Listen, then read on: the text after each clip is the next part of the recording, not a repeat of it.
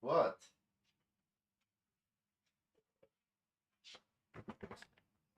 It's too bright on that side. I want to close the door.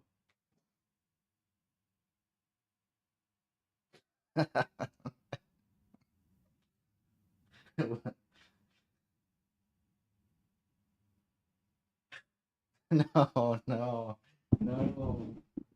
Okay.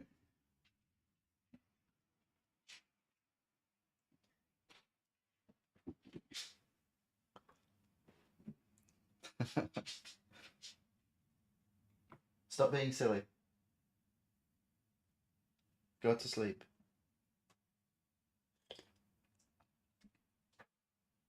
Please. Don't look at me like that, Tuppy.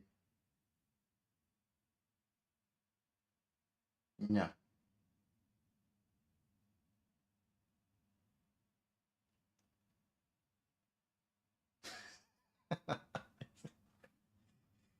Hmm. やめて。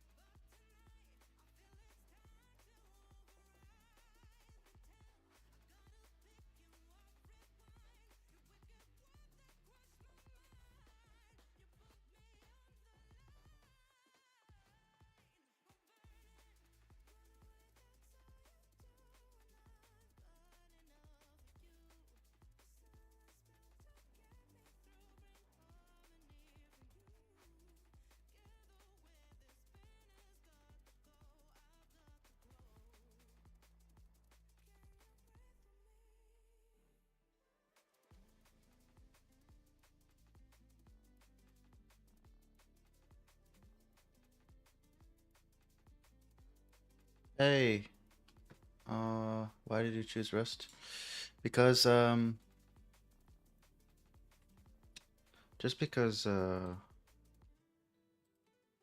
it's getting really popular these days, and I was just really interested in the all the stories I hear about it being very efficient to use as a language.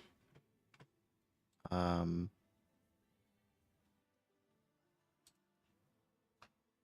yeah, and there's a lot of ways you can use it, I heard.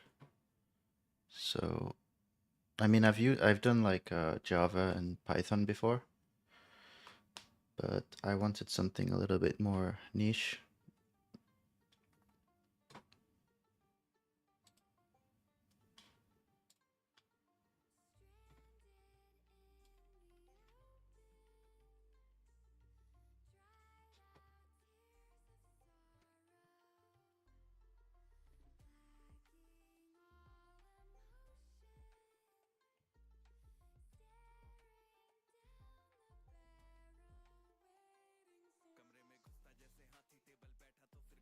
It's kind of interesting as well. Like so far, I'm really enjoying this language.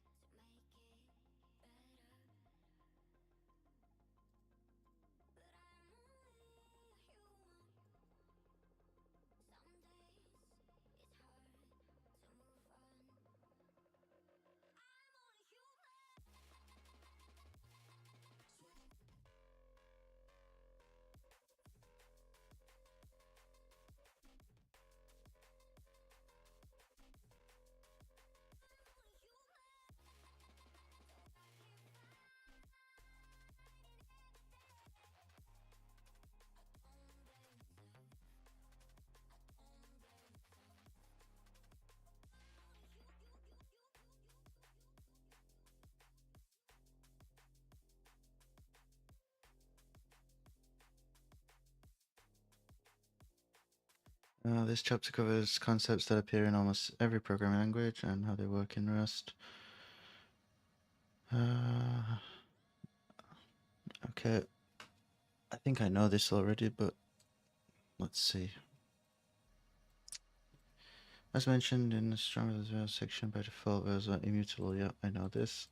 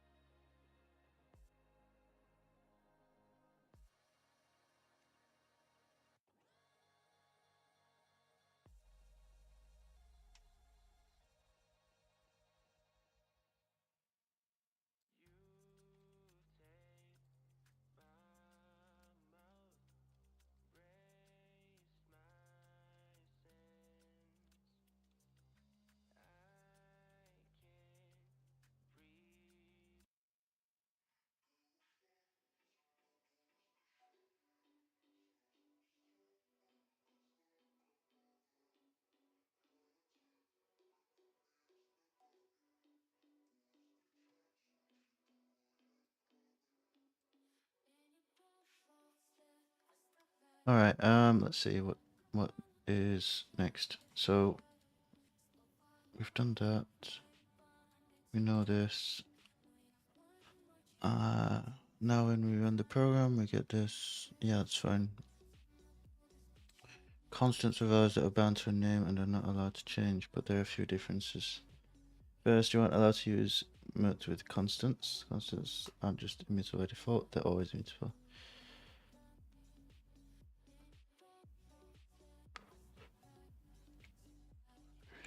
Use const instead of let, and the type must be annotated. We'll cover types and type annotations, so don't worry about the details. Now, you know that you must always annotate the type.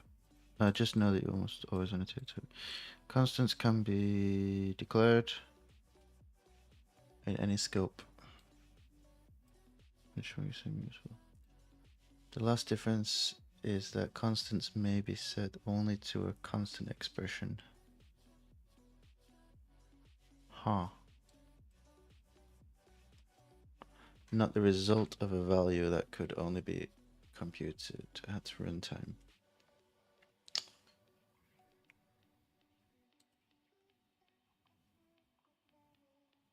I see.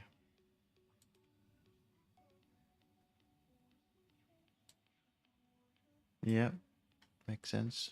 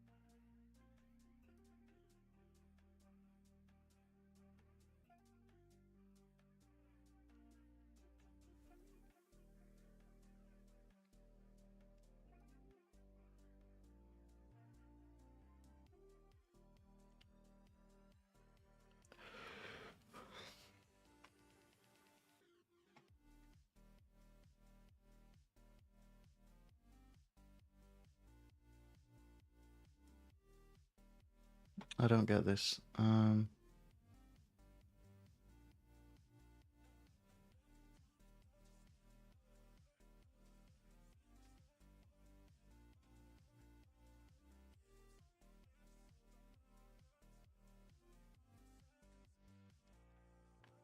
So it starts off as 5, and then it becomes 6, and then it becomes 12.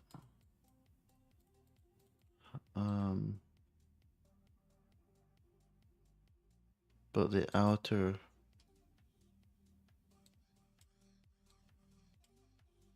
Okay, I see. But it stays as 6 outside of these brackets. Okay.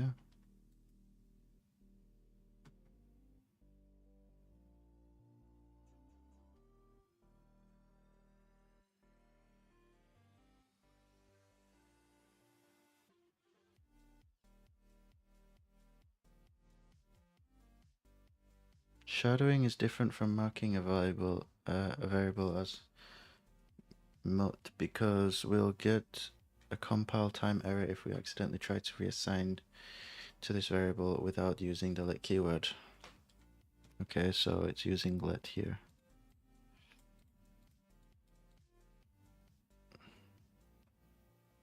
By using let, we can perform a few transformations on a value, but have the variable be immutable after those transformations have been completed. Interesting. Okay.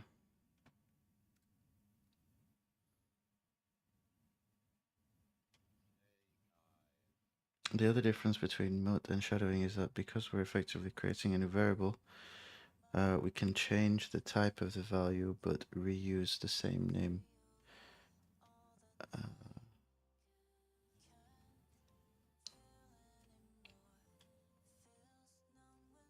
For example, say our program asks the user to show how many spaces they want between some text by inputting space characters, and then we want to store that input as a number. So first spaces variable is a string, second is a number.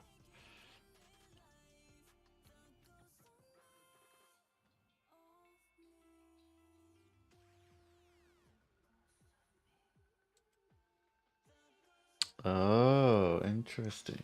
Okay. So we can actually change the data type for the same variable if we use let on the second time. Okay. Pretty cool. I don't like this song.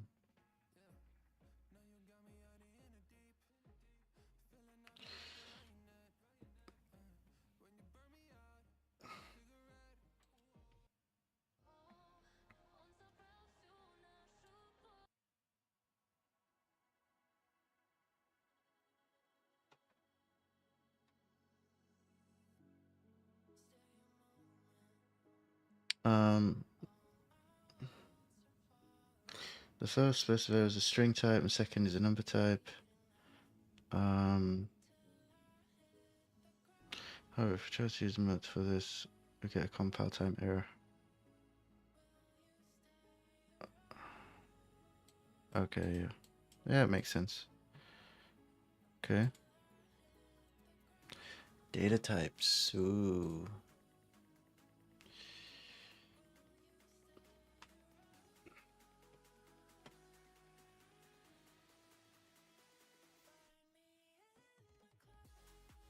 Rust is a statically typed language, so it must know the types of all variables at compile time.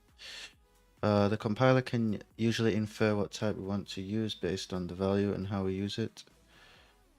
Yeah,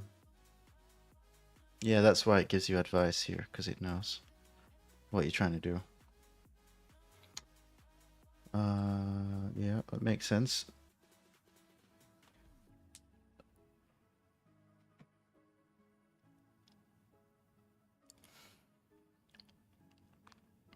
Oh, yeah, I wanted to know about this. If we don't add the colon U32 type annotation, Rust will display the following error.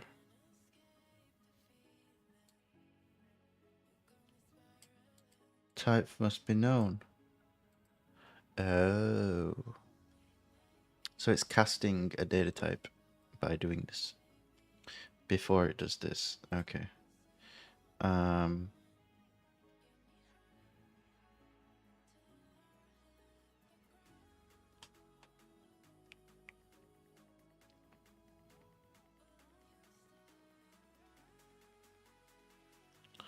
Scalar types represent a single value. Rust has 4 primary scalar types: integer, floating point, Boolean, and characters. Okay. Integer type.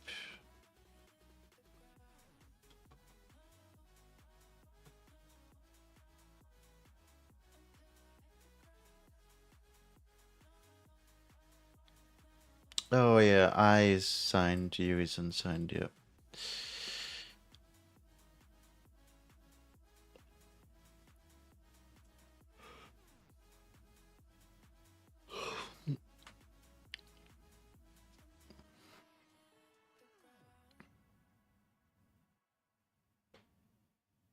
Yep.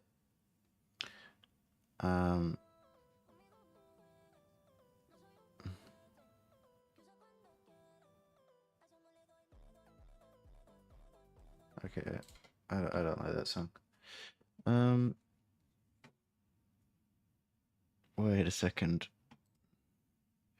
Insurance can be either signed or unsigned. Which, yeah, explains whether a number is negative or not.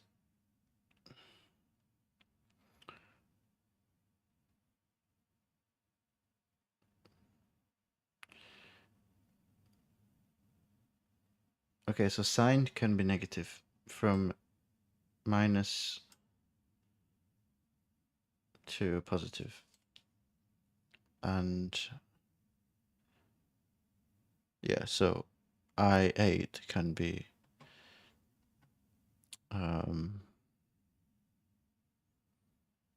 from minus 128 to 127. Yep.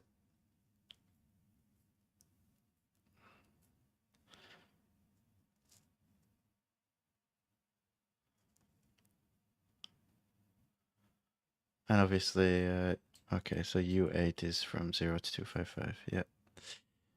That's okay.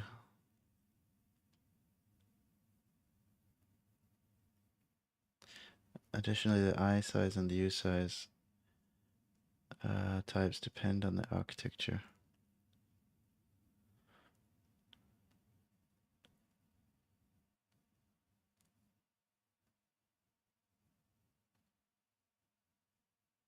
Wait. An integer literal. The number literals that can be multiple numeric types allow a type suffix. What?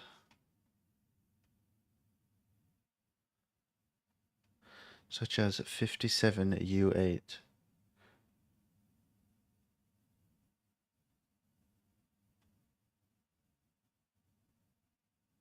What?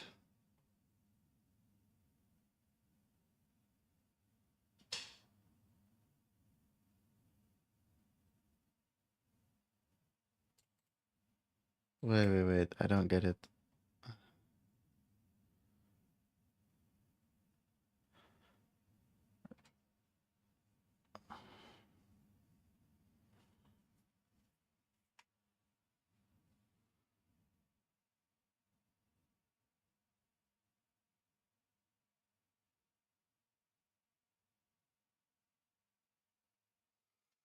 Why? Well, what is he talking about? You can write integer literals in any of the forms shown. But what does that mean? Number literals can also use underscore as a visual separated to make the number easy to read, such as 1000. Oh, okay. Huh.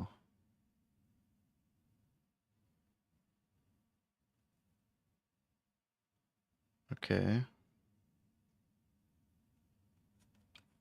Yeah, of course, bytes are unsigned. They have to be positive.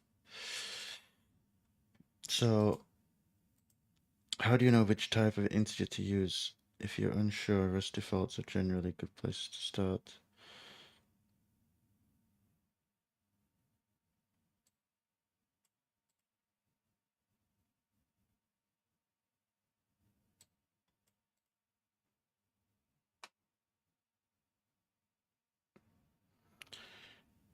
When you're compiling in release mode with the release flag, Rust does not include checks for integer overflow. Instead, if overflow occurs, Rust performs 2's complement wrapping. Okay. I hold the ref around to the minimum values. Yeah, okay. It just, what do you call it? I forgot the name of the mathematical name for that, but what is it called? Finite something? I can't remember. Uh, uh, okay. Wow, we're only on floating point. Jesus.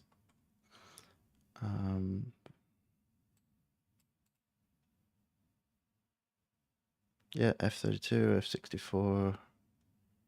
That's fine.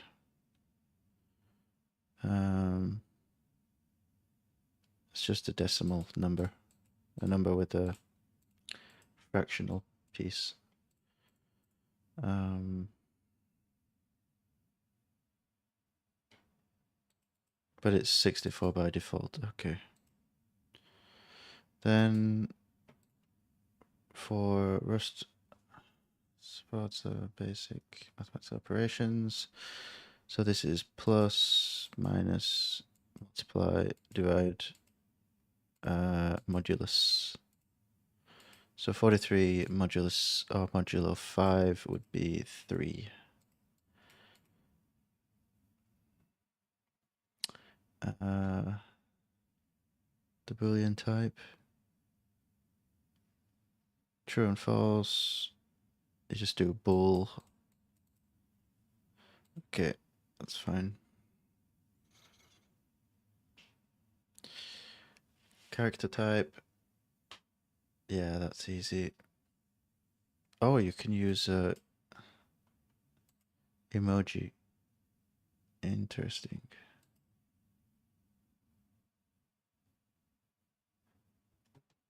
Now that we use such a single class as opposed to stringlets, which is doubles. Yeah, we know this. 4 bytes in size. Represents a Unicode scalar value. You can do more than just ASCII. You can do Japanese, great. That's good to know.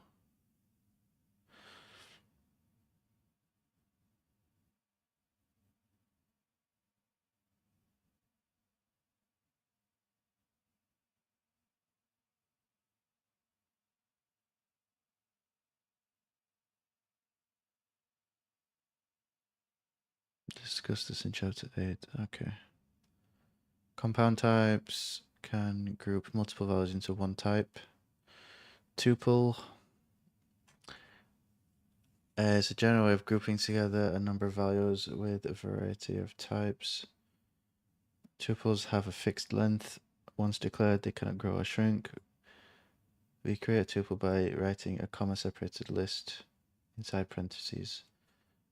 Each position in a tuple has a type, and the types of different values don't have to be the same. So, for example, a signed 32-bit integer, a 64-bit floating point, and then an unsigned 8-bit integer.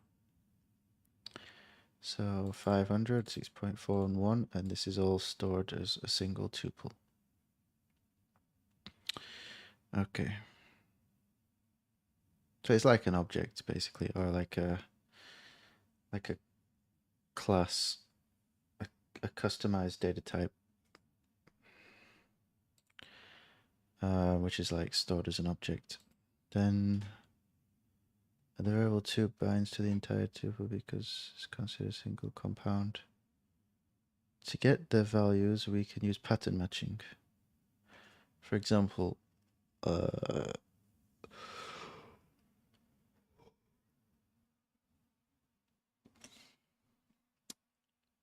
okay. So you can assign each number to a variable after you create a tuple. Okay. Well, yeah, I mean, it makes sense. You're just assigning 3 different variables.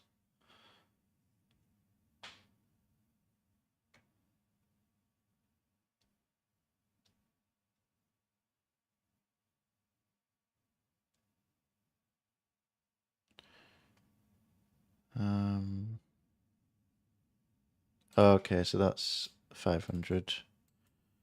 So it's like an array or a array list or something. This program creates, so we can skip that. It's fine. The array type, it's using square brackets. Okay.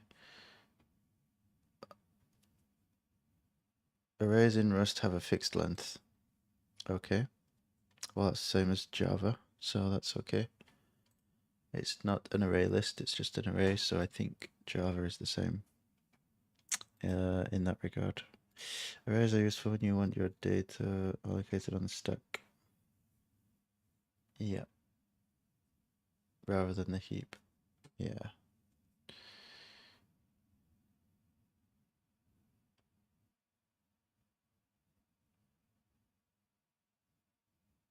So a vector is basically an array list in Java language.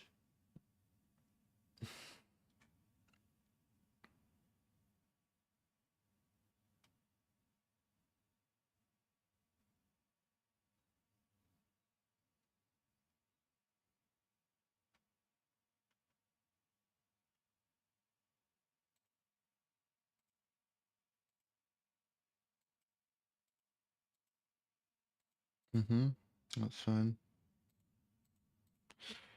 Um,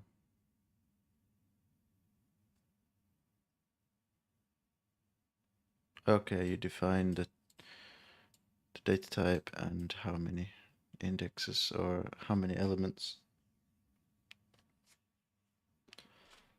Um,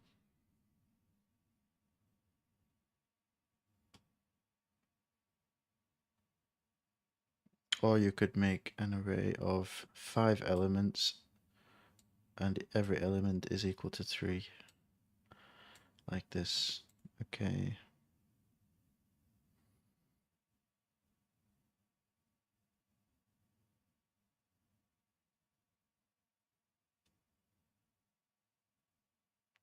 Yeah, that's basic stuff.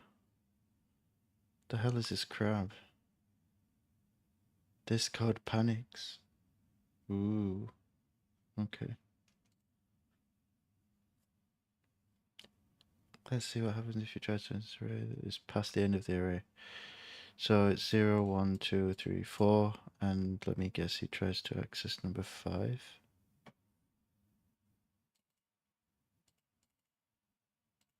Index is a new string.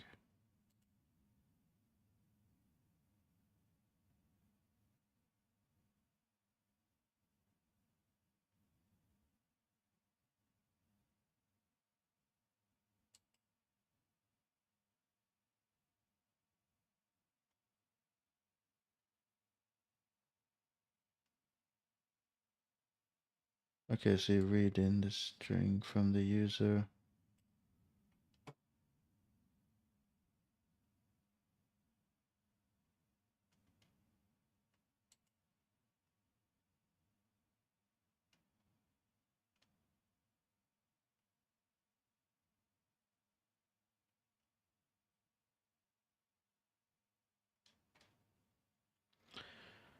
Um, that's this part. So this entire block of code here is for getting an input from the user. Okay.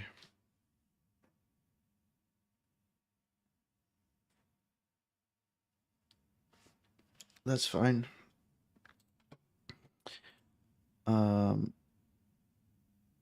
But if you put a 5 in here, then it fails, I imagine.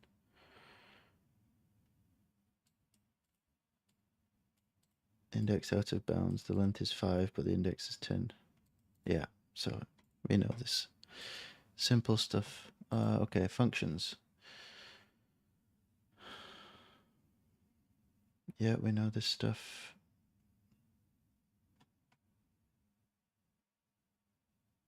Okay.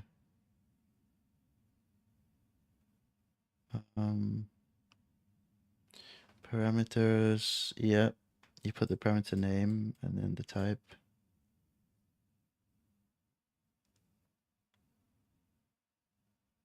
Mm-hmm.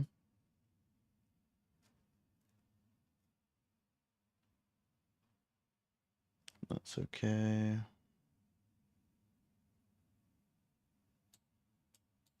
Yeah, we know this one as well. That's fine.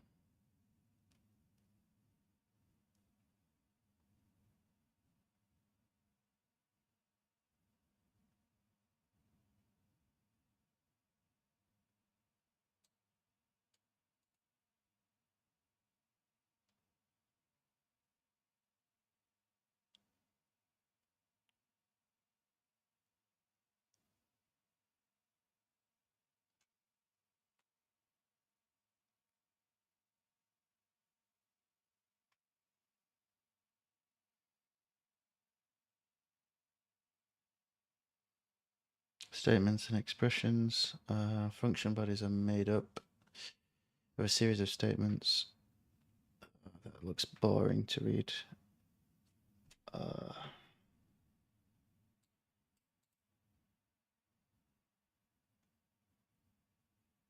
What?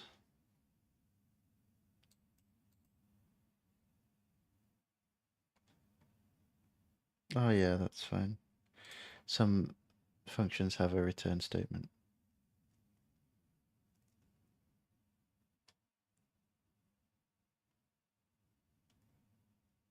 Um,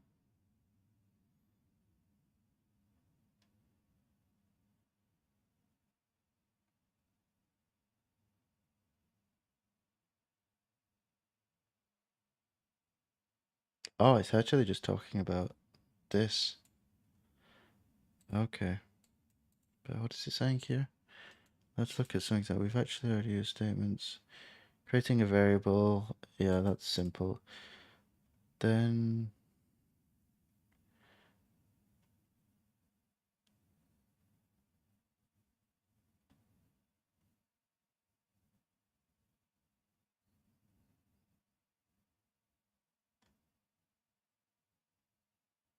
what is it saying?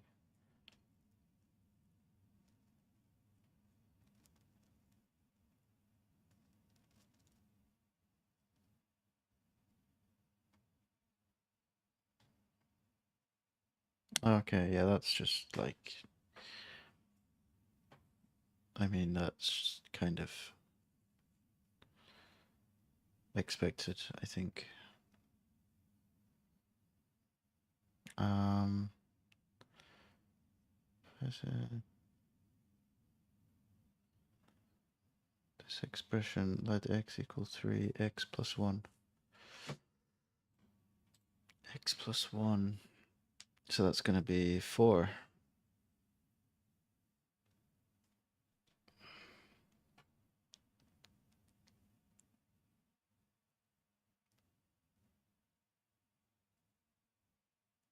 Ah, okay.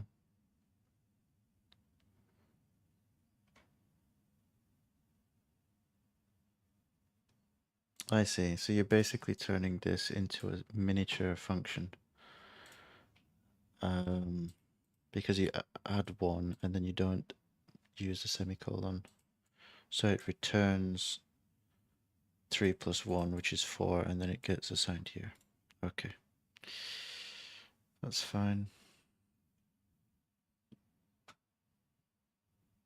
And this is a return value. Yeah. It's perfectly valid function to do this.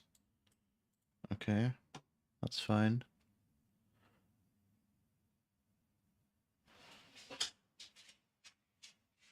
Five function has no parameters, but the body of the function is only 5.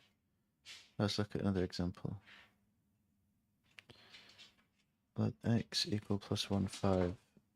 So it takes a number, a 32-bit signed integer, adds 1, and then returns it. So in this case, it'll be 6. Okay. And this fails because of the semicolon. Yeah. Nice, nice, nice. Comments. Comments is basic. Come on, bro. Control flow. What is this talking about? Ability to run some code depending on whether a condition is true. Run some code repeatedly when this is true. Basic building blocks. Yes, we know this. Oh, it's just if conditions and stuff. Yeah, if number is less than 5, then do this, otherwise do this. Basic stuff. Let's try changing the value. No, it makes the condition false. See what happens. Yeah, that's fine. It's also a sensitive condition. The code must be a boolean. If the condition isn't a boolean, we'll get an error. Well, that's kind of self-explanatory.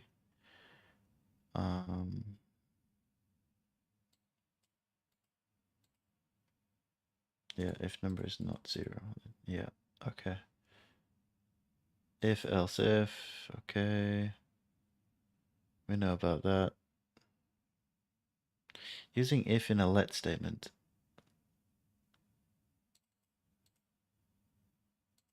So you set a different variable to be true.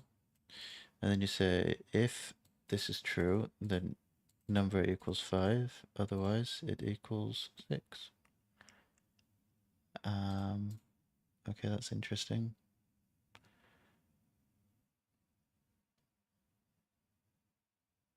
This fails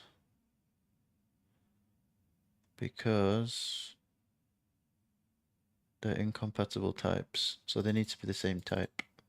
This is an integer, this is a string. So it fails. Repetition with loops. Just do a loop. This runs forever. Okay, yeah, of course. You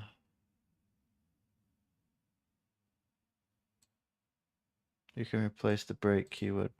You can place the break keyword to tell it to break. Yeah, okay.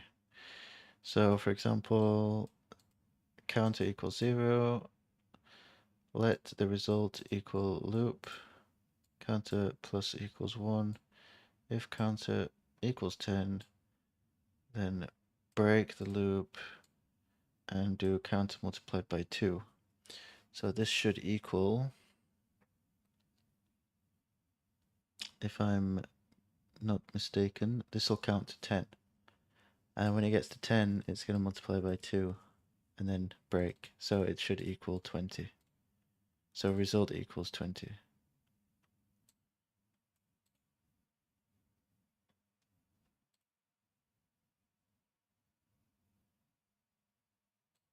Yep, that's correct. Okay, that's pretty cool. Pretty cool, actually. Loop labels to disambiguate between multiple loops. What's this?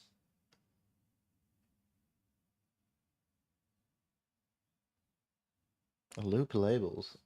Oh. If you have loops within loops, break and continue apply to the innermost loop.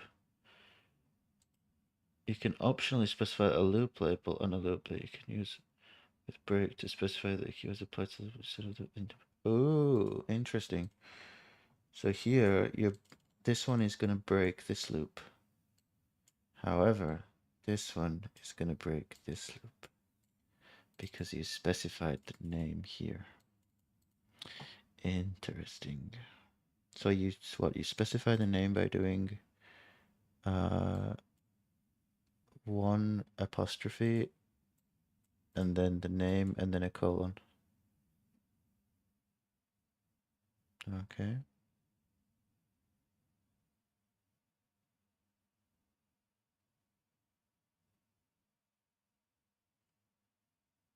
Wow.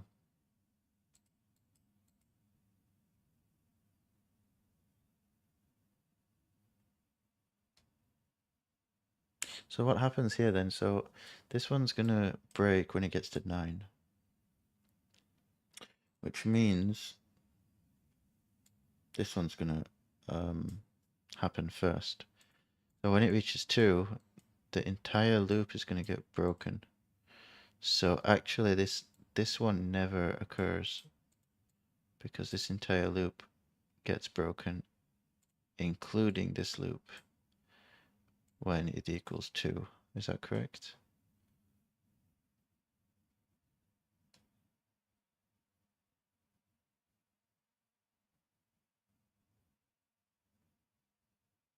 Oh wait, no, this is using remaining. Wait. Let remaining equals 10. So it's going to make a loop. This is 10 on the first one, so it doesn't break. Count on the first one is 0, so it doesn't break. Then you subtract 1, so remaining equals 9. So then you do this loop again. You go here, it equals 9, so it breaks. This loop breaks.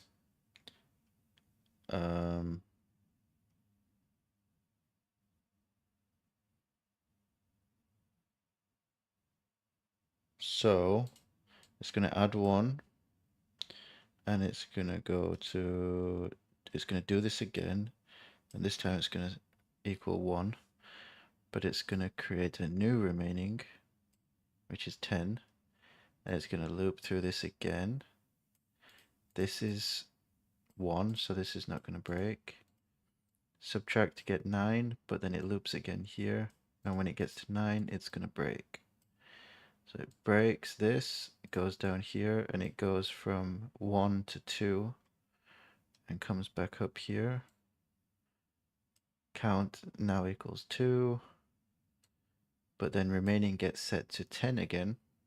So it goes back through this loop, skips this because it's 10. But now this one's going to be 2, so it actually breaks the entire thing. So you end up with, let's see if I can manually do this. So you're going to get 0,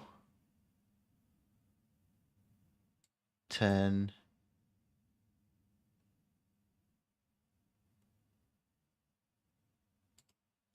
you're going to get 0, 10, 9, 1, 10, 9, 2, 10. Finished. And then the end count is 2. 0, 10, 9, 1, 10, 9, 2, 10, 2. Yep. Ah, okay. Oh, that's pretty cool. Very interesting. Very interesting. Okay, and then conditions, while loops, while number. Yeah, that's easy. Okay. Looking through a collection with 4.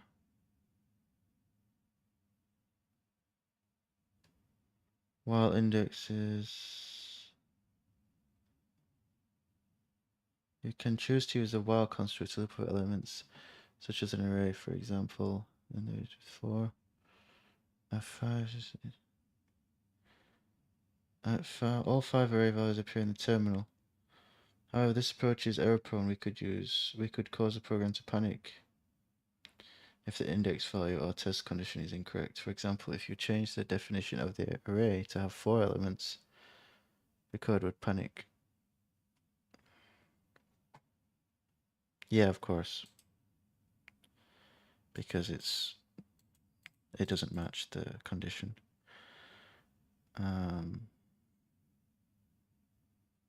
As a more concise, you can use for loop. Yeah, we know about for loops. It's just gonna count how many are in here, and then it's gonna iterate for each one.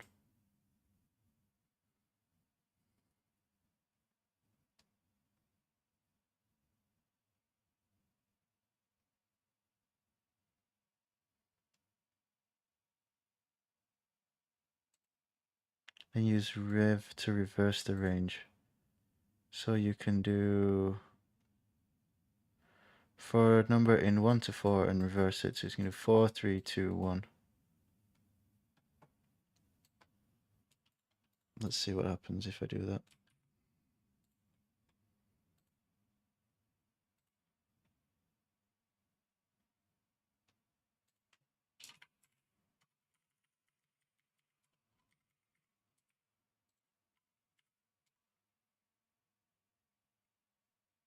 Oh, it actually skips 4.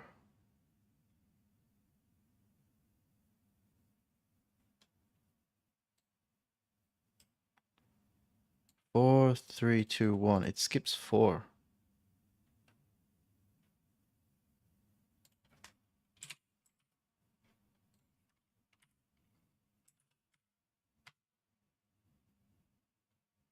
Interesting. It actually skips the first number. I wonder why it does that.